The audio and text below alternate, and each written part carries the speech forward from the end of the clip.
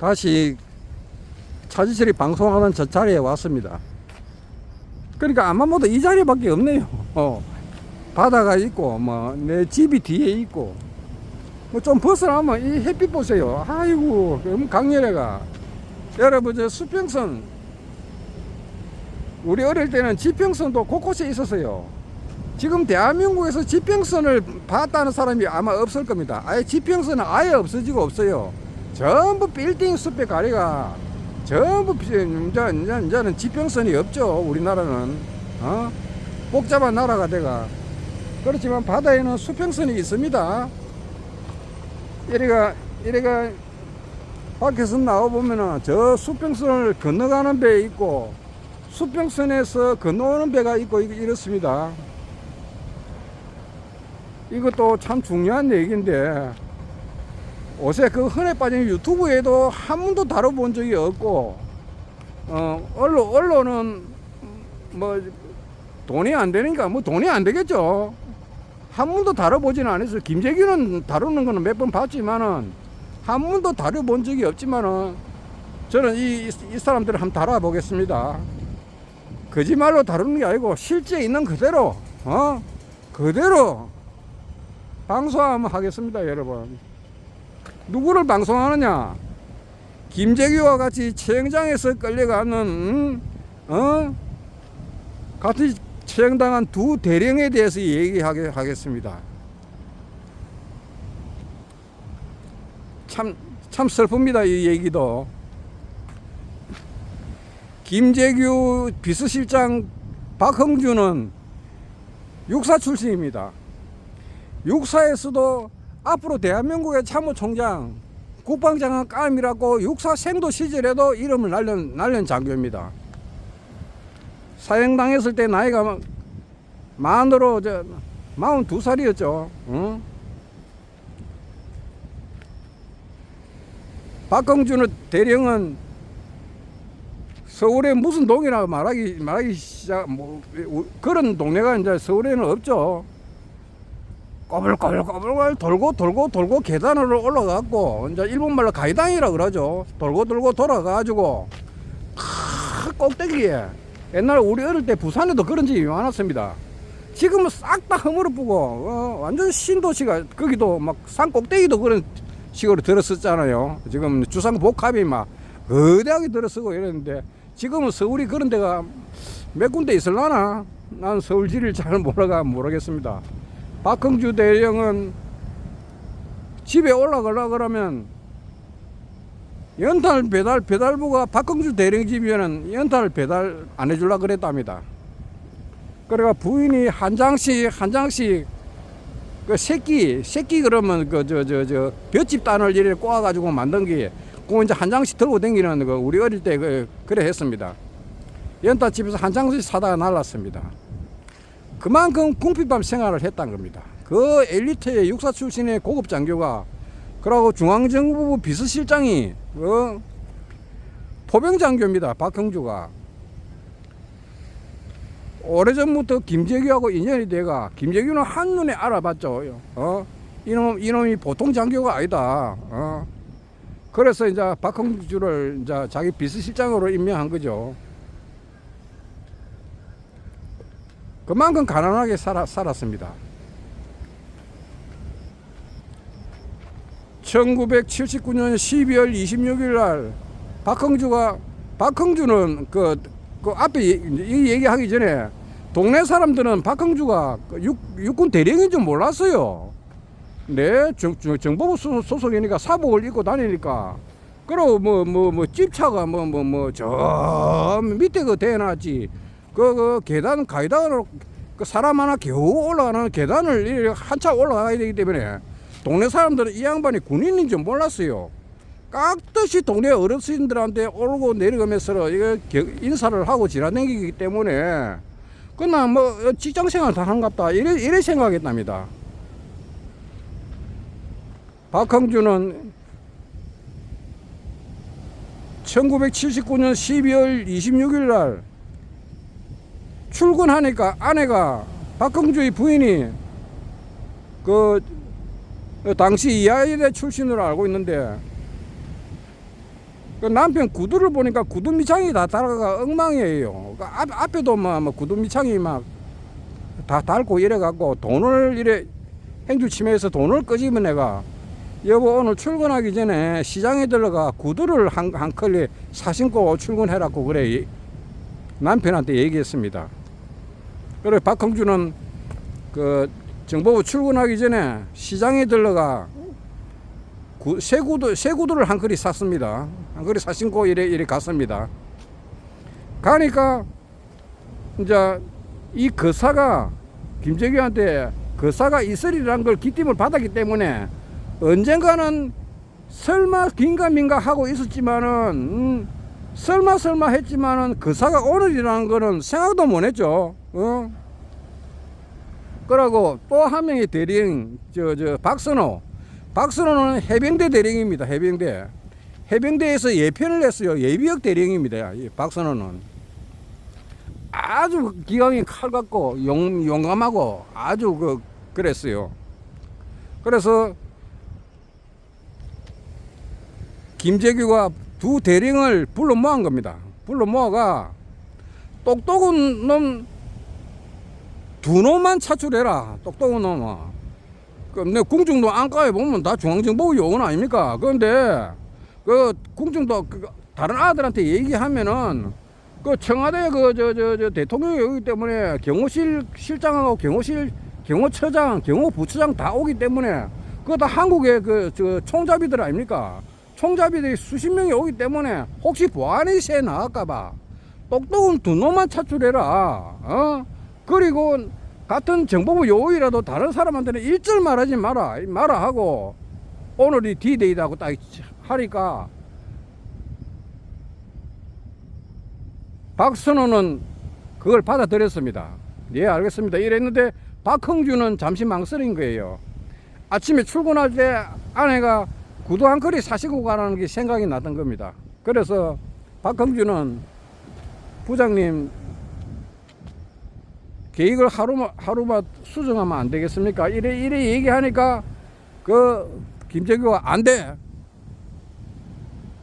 기밀이 새 나가면 우리는 다 죽은 목숨이야. 대한민국의 총잡이들이 여기 다 모여 있는데 만약에 기밀이 새 나갈 낌새만 조금만 있어도 우리는 다 죽은 목숨이다. 그러니까 오늘 해야 된다고 했어요. 그래서 두 명을 차출해 가지고 이제 경호실 요원들은 안에서는 이제 대통령하고 심수봉하고 만찬이 있고 경호실 요원들은 식당에서 밥을 먹고 있는 거죠. 막 이렇게 밥을 먹어야 될 거 아닙니까, 그죠? 그런데 박형주 박선호 대령은 참 답답한 겁니다. 왜 답답하느냐? 그 경호처장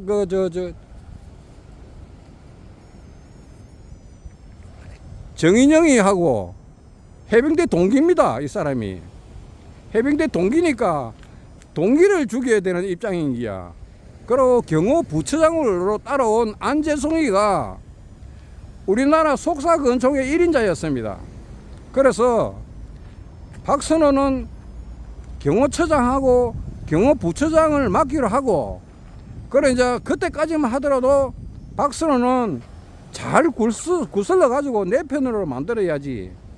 그게 됩니까? 이 사람들은 대통령 경호처 사람들인데 그랬답니다. 자기가 나중에 이제 재판 받을 때 그 얘기를 했어요. 잘 구슬러 갖고 내 편으로 만들어야지 이래 생각을 했답니다. 이래 갖고 두 사람이 밥을 먹고 있는데 야 박순호 밥 같이 먹자 이리 와 이리 앉아 이러니까 나 조금 전에 먹었어. 그 밥 먹어 안에서 만찬하고 있는데 또 부르면 또 뭐 심부름 해야 되기 때문에 너희들 먹고 있거라. 그리고 안재송이는 후배고 정인영은 해병대 동기죠. 그런데 박형주는 궁정요원 2명을 차출해 갖고 M16의 탄창에다가 총알을 이빠이 이어 가지고 탄창을 몇 개로 이렇게 딱 장착을 하고 연회장에서 총소리가 나면은 그게 이제 신호탄으로 보고 일제 사격을 한 겁니다. 일제. 그래갖고 뭐 그 자리에 있는 사람 뭐 나는 재판 기록을 못 봤으니까 우리 평민들이 뭐 알겠습니까만은 16명 아마 죽은 걸 알고 있어요. 경호실 요원들이 적사했습니다. 난지게 확인 사살을 이 사람들이 사형을 안 당했을 텐데 확인 사살을 했다. 한 명씩 죽은지 살았는지 확인 사살을 했기 때문에 사형을 받은 겁니다. 쌌는데 자 이게 이제 신호탄이 되니까 박선호도 실행에 옮겨야 될 게 아닙니까? 해병대 동기인 정인영이 경호처장과 안재송보다 먼저 쏴야 될 거 아닙니까? 자기도 총잡이지만은 그 당시에 경호부처장 안재송은 우리나라 속사근총의 달인이었습니다. 1인자였습니다. 그러니까 손이 허리춤에 가는 그 순간에 자기는 게임이 끝난 겁니다. 우리가 속사근총 그러면 미국의 마카로니 웨스틴 영화의 클린트 이스트우드의 총 뽑는 선수 봤죠? 1대1로 다 이래 있다가 허리춤 쏴가 상대방을 쏘졌습니까? 그걸 먼저 속사근총 총을 먼저 뽑아가지고 총을 거부지 상태에서 쏘는 그건 속사가 아니죠. 근총치에서 뽑아가지고 명중시키는 과정 그걸 보고 속사라고 얘기하는데 속사근총의 1인자가 경호부처장 안재송입니다. 그래 정인영이는 문 앞에서 딱 이렇게 박선호는 정인영이하고 안재송이가 밥 먹고 있는 거를 보면서 정인영이보다 안재송 손을 봤습니다. 혹시 눈치채고 허리춤에 손이 가나 싶어가지고 자기는 탄창을 미리 풀어놓고 뭐 탄창이래 단추가 있을 거 아닙니까? 그죠? 권총집에 딱 풀어놓고 있었습니다. 그래서 만찬실에서 총소리가 한 발에 총소리가 나니까 경호실 식당에 기관총 소리가 막 나고 하니까 안재송이가 밥 먹다가 허리춤에 손이 가는 찰나 박선호는 정인영이보다 경호부처장 안재송을부터 한테 먼저 쐈습니다. 왜냐하면 안재송이가 정인영이보다 속사가 빠르기 때문에 먼저 쏜 겁니다. 그리고 정인영을 쏜 거죠. 그래가 참 사랑하는 해병대 한 명은 동기고 한 명은 후배지만은 자기 손으로 직접 쏘고 그리고 나서 한방석 쏘고 나서 이 사람들이 전투력을 읽었지 않습니까? 박순호 역시도 권총잡이 아닙니까? 그죠? 그래가 확인 사살을 이래 한 겁니다. 참 남자들 세계에서도 참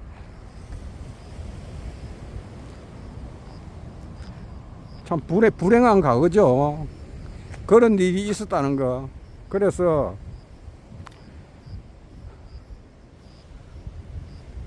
두 군인은 박정희 김재규 같이 교수형에 처했습니다. 두 대령은 김재규가 중앙에 서고 양쪽으로 이래 나란히 한날 한시에 갔는데 김재규는 슬그머니 박흥주의 손을 잡았습니다. 손을 잡으니까 교도관이 그 손을 딱 뿌리친 거예요. 내 개인적으로 하면 막 손을 좀 잡도록 해주지. 그러고 박선호도 같이 손을 좀 잡도록 해주지. 그게 무슨 그거라고. 이미 결정난 그 공판을 참 그런 식으로 매정하게 두 사람이 망자의 길을 똑같은 하늘 한시에 가는데 손을 그래 잡도 못하고 했는지 모르겠습니다. 박흥주의 손을 거머쥐는데 김재규가 그 교도관들이 딱 김재규의 손을 뿌리쳤다는 얘기입니다. 박선호, 박흥주 두 대령의 손을 이래 한번 잡으려고 이래 하니까 답니다. 세 사람은 한날 한시에 태어나지는 못했지만 한날 한시에 이 세상을 작별했습니다. 그리고 박선호 가족은 저는 잘 모릅니다. 제가 취재한 내용으로는 박선호 가족은 내가 어떻게 된지 잘 몰라요. 그렇지만 저 산 꼭대기 해가지고 집에 한번 가려면 부인이 알을 얻고 걸리고 해가지고 산 꼭대기 그 손에는 한 장의 연탄을 갖다가 새끼줄에 꼬아가지고 이래 들고 이래 가던 그 부인은 야이대 출신의 그 부인은 어떻게 살았느냐, 그걸 마지막으로 엔딩으로 전해드리고 이 방송을 마치겠습니다. 그 부인은 수원에서, 슬프죠, 국수 장사를 했습니다. 그것도 뭐 조그마한 가게를 하나, 점포를 하나 얻어갖고 국수 장사를 해가 겨우 연명해갖고 자식들이 딸리가 있으니까 그 자식들하고 살았는데, 그 내용만 전달해 드리겠습니다. 저도 그 다음은 뭐 그 부인이 어떻게 살았는지, 어떤 인생을 더 이상 살았는지 모릅니다. 제가 취재한 바로는 그렇다는 얘기입니다. 여러분 감사합니다. 지나가는 과거사지만, 그러고 그것보다 저는 그 시절에 군대 생활을 했어요. 그 서울 한복판에서 군에서 군대 생활을 했습니다. 비록 사병이지만은 군대의 흐름을 누구보다 잘 알아요. 그러고 김원왕 소령, 그러고 저 박이도 장군이 그 밀고 들어올 때 우리 행주대교에서 우리는 커버하고 있었어요. 우리는 사병이지만은 그 장교들처럼 그렇게 흔히 군 지휘권을, 장교들도 군 지휘권을 몰랐어요. 모르죠. 수뇌부만 아는 거지. 뭐 영관급 대위들은 모르는 겁니다. 사병하고 똑같은 겁니다. 그 79년도, 80년도 다 그때 군대 생활을 했단 겁니다. 다음에는 여러분 기회 있으면은 저 북으로 넘어간 그 월북 병사들, 뭐 사병들까지 다 일일이 얘기하면은 뭐 한다마는, 요새는 이만갑에 보면은 북한에서 넘어온 사람들이 뭐 TV 방송 출연해가고 마치 연예인처럼 아주 화장을 이쁘게 해가고 세단장을 해가고 방송하는 거 여러분 많이 보셨죠? 예? 그 당시는 북한에서 우리나라에 넘어온 사람이 없었습니다. 우리나라에서 북한으로 넘어간 사람이 많았어요. 이중광 소령, 77년도 유은학 중령 대대장부터 해가지고, 그리고 81년도 눈보라 희난날 통일로를 향해서 막 최전방에서 임진강에서 동계 도하 작전 하다가 내려오다가 눈보라 희난날 석정인 대위가 하나 또 수색 중대장이 월북했습니다. 그 얘기를 한번 해보겠습니다. 저는 그때 군대 생활했습니다. 여러분 감사합니다.